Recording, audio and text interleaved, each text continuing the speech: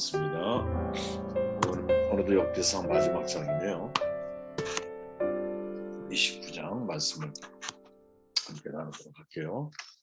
1절 말씀을 읽어 나눔을 시작을 합니다. 다윗 왕이 온 회중에게 이르되 내 아들 솔로몬이 유일하게 하나님께서 택하신 바 되었으나 아직 어리고 미숙하여 이 공사는 거도다. 이 성전은 사람을 위한 것이 아니요 여호와 하나님을 위한 것이라. 진정한 성전을 건축하라라는 제목입니다. 역대상 29장 마무리는 이제 성전 준비를 마친 다윗이 감사 기도를 이제 하고 있는 내용을 소개해주고 있죠. 비록 성전 건축은 하나님의 뜻이 아니지라도 하나님을 향한 다윗의 마음 정말 갸륵한 거죠. 다윗이 성전이 사람을 위한 것이 아니라 하나님을 위한 것이라고 고백을 합니다. 아마도 이 말은 다윗의 진심이었을 거예요. 그리고 다윗은 자발적으로 하나님을 위해 자신의 모든 재산을 헌신하죠. 그러자 함께하는 백성들도 기쁨으로 그 헌신에 동참을 합니다. 이 과정에서 우리가 얻을 수 있는 교훈이 뭘까? 저는 메시지 초점을 하나로 딱 잡았는데 그거는 다윗의 고백처럼 결과적으로는 그렇게 되지 않았지만 다윗의 진심은 여호와 하나님을 위해서 성전을 지으려고 했던 것이죠. 그렇다면 던져야 중요한 질문이 뭘까? 하나님이 거하시는 진정한 성전을 건축한다라는 게 무엇을 의미하는가? 이것을 우리가 오늘의 본문을 통해 정돈하고 갈 필요가 있겠구나 하는 생각을 했습니다. 먼저 성전은 하나님이 거하시는 곳이라는 거죠. 하나님이 거하시는 곳이 성전입니다. 이 성전은 사람을 위한 것이 아니요 여호와 하나님을 위한 것이라. 이 말은 다윗의 진심이었을 거예요. 그죠? 그러나 결과는 이게 훗날 이제 성전 종교로 전락하게 되면서 하나님은 고정된 건물로서의 성전에 머물러 계시는 하나님으로 인식이 작되죠. 다윗의 의도와는 완전히 상관이 없는 거거든요. 전혀 다른 결과가 만들어집니다. 하나님을 위한 것이라고 말하는 성전 건축, 진정한 하나님이 원하는 성전 건축이 뭘까? 진정한 성전 건축은 한마디로 정돈하면 예수님이죠. 예수님께서 이 땅에 오심으로 말미암아 완성이 되잖아요. 요한복음 1장 14절에 보니까 말씀이 육신이 되어 우리 가운데 거하심에 이렇게 말하죠. 이 거하심에라고 말하는 헬라어가 우리 가운데 장막을 치셨다 이런 뜻이거든요. 장막은 구약시대의 성막과 성전을 의미하는 거예요. 그래서 예수 그리스도 분 자체가 하나님의 성전인 거죠. 이 성전의 개념이 장소, 건물의 개념에서 예수님으로 바뀌는 거죠. 대단히 혁신적이고 뭐랄까요? 이스라엘의 어떤 종교적인 뿌리를 흔드는 엄청난 사실 사건인 거죠. 모세의 성막에서 솔로몬의 성전이 되어 그리고 다시 성전 대신 예수님으로 바뀌는 거죠. 그렇게 성전의 완성은 모세의 성막도 아니고 솔로몬의 성전도 아니고 바로 예수님이 성전의 완성이신 거죠. 구약에서 성전의 개념이 장소적이고 건물적 개념을 의미하기도 했지만 구약 성경에도 여전히 본질은 성전의 의미는 하나님이 거하신다, 거하심이 본질이거든요. 그러니까 성전은 장소의 개념이 아니라 그곳에 하나님이 계시기 때문에 성전이 되는 거예요. 여러분들의 집이 있잖아요. 하나님이 임재하십니다. 그럼 여러분 그곳이 성전이 되는 거죠. 내가 아무리 지하 토굴에 있어 하나님이 임재하신다. 바울과 실라처럼 참 감옥에서 찬양을 했더니 옥문이 열리잖아요. 그죠? 그런 것처럼 하나님이 임재하시면 모든 막혀있던 것들이 다 해결이 되는 것. 그것이 성전이 되는 것이죠. 여러분 이런 경험을 많이 하셔야 된다고 봐요. 여러분들이 어느 곳에 가셔도 내가 하나님을 찬미하고 예배하고 또 기도할 때 성령이 그 자리에서 임재하시는 역사의 경험이 많을 때 그래야 일상 속에서의 성전됨, 일상 속에서의 하나님의 만남이 진행이 되어지는 거죠. 그러니까 본질은 뭐냐? 하나님의 거하심에 있다라는 거예요. 그런데 그 하나님이 우리에게 나타나서 장막을 치셨어요. 그분이 예수님일 거예요. 이제 하나님은 예수 그리스도 안에 거하시는 거죠. 그래서 예수님이 오심으로 말미암아 성전은 건물의 개념에서 사람의 개념으로 바뀌게 된 거예요. 성전은 사람이고 예수 그리스도 그분이에요. 그리고 그 예수님을 믿음으로 받아들인 사람에게는 그리스도의 영이 성령이 거하는 사람이 되고 그런 하나님이 거하는 성전이 되는 거죠. 예수님이 이렇게 말씀하죠. 예수께서 대답하여 가라사대 너희가 이 성전을 헐라 내가 사흘 동안에 일으키라. 유대인이 가로되 이 성전은 46년 동안 지었거늘 헤롯의 성전을 말하는 겁니다. 내가 3일 동안에 일으키겠느냐 하더라. 그러나 예수는 성전된 자기 육체를 가리켜 말씀하신 것이라. 자, 이 성전은 헤롯 왕 때 새롭게 지어진 성전이에요. 정말로 매우 화려하고 거대한 성전이었다고 알려집니다. 그런데 예수님이 3일 동안에 다시 짓겠다고 선포를 하세요. 성전과 당신의 몸을 동질화시키신 거죠. 그리고 실제로 예수님이 오시고 난 이후에 이 성전은 어떻게 돼야 돼? 허물어져야 되는 거죠. 그러니까 사실은 우리가 마가복음 13장이나 누가복음 21장에 보면 야, 너희들이 이 성전을 바라보지만 저 돌들이 어느 하나도 자리에 그대로 얹혀 있지 못하고 다 무너질 날이 올 거야 라고 예수님이 예언을 했지만, 그래서 로마 70년 AD 70년에 붕괴가 되지만 사실은 근본적인 의미로 들어가 보면 왜 그런 일이 벌어져야 되느냐? 성전 대신 예수님이 오셨기 때문에 건물로서의 성전은 이제 허물어져야 되는 게 맞는 거죠. 이해되십니까? 진짜가 오면 가짜는 사라져야 되잖아요. 빛이 오면 여러분 어둠은 물러가야 되는 거죠. 똑같은 거죠.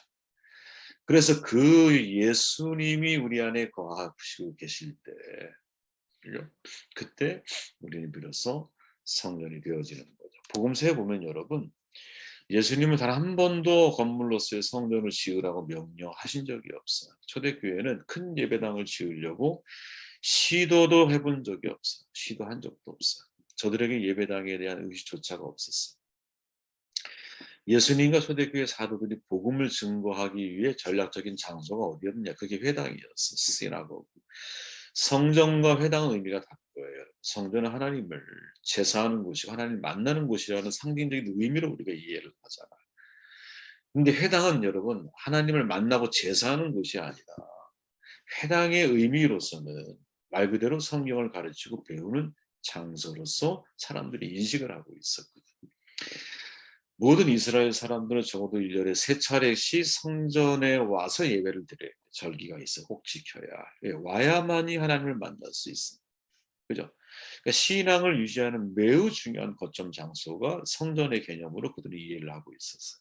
그런데 문제는 예수님은 회당을 회당 성전에 가셨을 때는 오히려 성전을 다 기구를 못 들게 하고, 기구를 못 들고 왔다 갔다 한다는 게 무슨 말이냐면 성전 제사를 성전을 무효화시켰다라는 말이거든요. 청소하고 막 뒤집어엎고 막 이러잖아 성전에서는. 그리고 오히려 회당에서 뭘 말씀을 가르치고 회당을 주로 이용하시고 회당에서 복음을 전파하셨거든요. 예수님의 제자들도 마찬가지예요. 회당에서 복음을 전했어요. 그러다가 유대교와 기독교가 선명하게 분리되면서 유대인들이 당연히 유대교인들이 기독교가 회당에서 복음을 증거할 수 없게 만들었겠죠. 들어오지 못하게 만든 거야.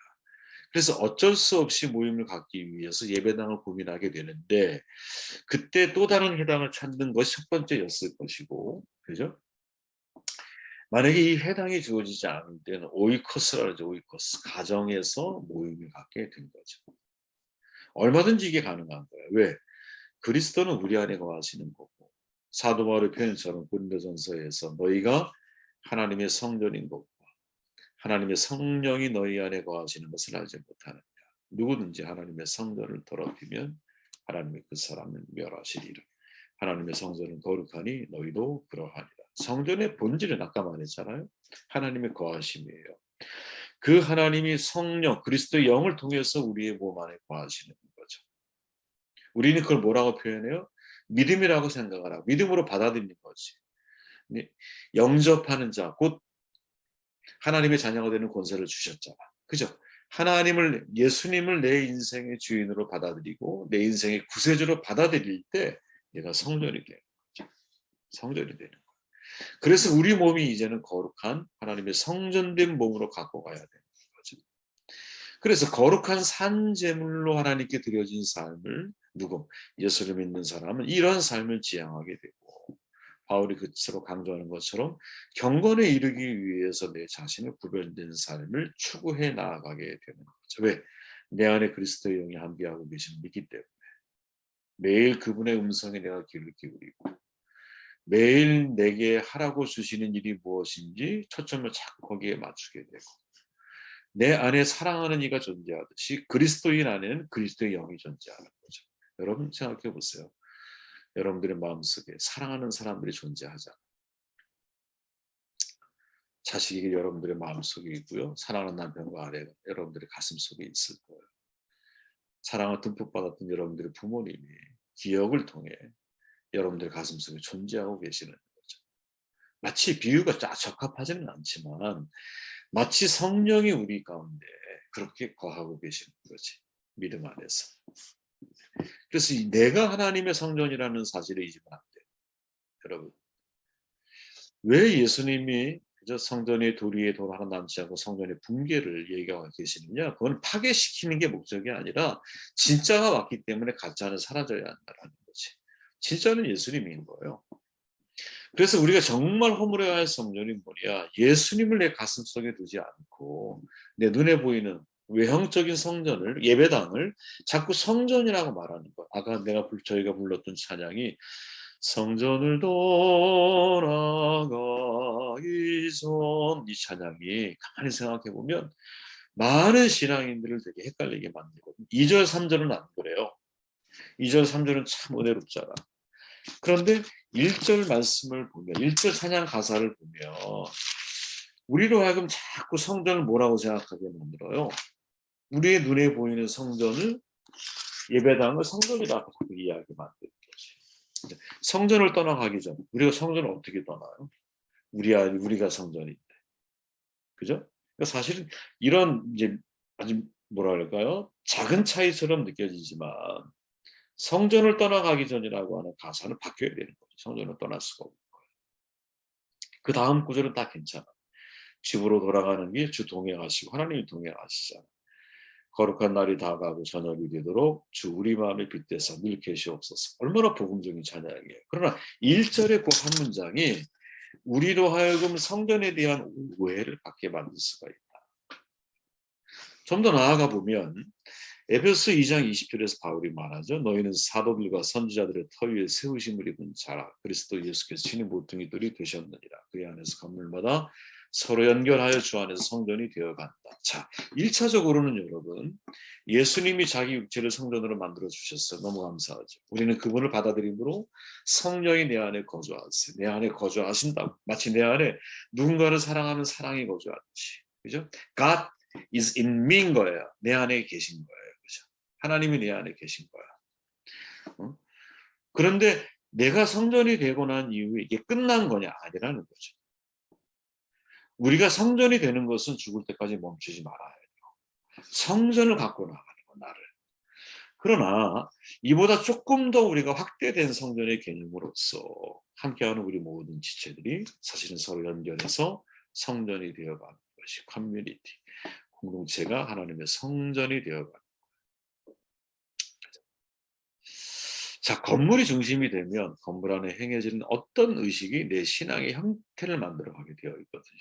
이것이 가장 큰 문제인 거야. 초대교회는 건물을 짓지 않고 사람들이 모여서 서로 연합하는 것에 초점을 맞춘 거예요.